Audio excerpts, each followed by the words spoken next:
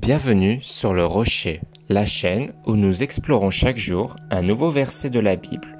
Aujourd'hui, nous allons traiter un sujet intéressant de la Genèse, le sacrifice d'Abraham. Dieu demande à Abraham de sacrifier son fils unique, Isaac, un acte qui semble impensable.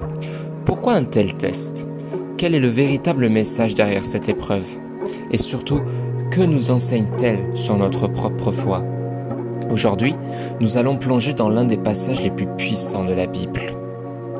Prends ton fils, ton unique, celui que tu aimes, Isaac, va-t'en au pays de Morija, et là offre-le en holocauste sur l'une des montagnes que je te dirai. Genèse chapitre 22 au verset 2. Une demande qui défie toute logique.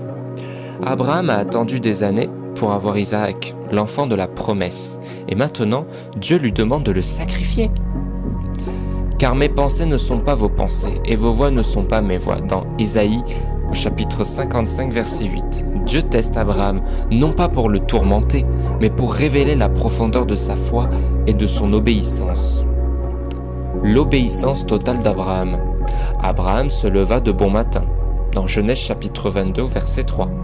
Abraham ne discute pas, il n'hésite pas, il obéit. Il fait confiance à Dieu, même sans comprendre. Nous aussi, nous passons par des moments où Dieu nous demande d'agir sans comprendre pourquoi. Sommes-nous prêts à lui faire confiance aveuglément? L'intervention divine est la préfiguration du Christ. Abraham leva les yeux et vit derrière lui un bélier retenu dans un buisson. Genèse chapitre 22, verset 13. Dieu arrête Abraham et pourvoit un sacrifice à la place d'Isaac. C'est une image prophétique puissante. Isaac représente l'humanité. Le bélier, c'est Jésus-Christ, l'agneau de Dieu qui a pris notre place. Dieu ne voulait pas la mort d'Isaac. Il voulait révéler son plan de rédemption. Le sacrifice d'Abraham nous rappelle une chose essentielle.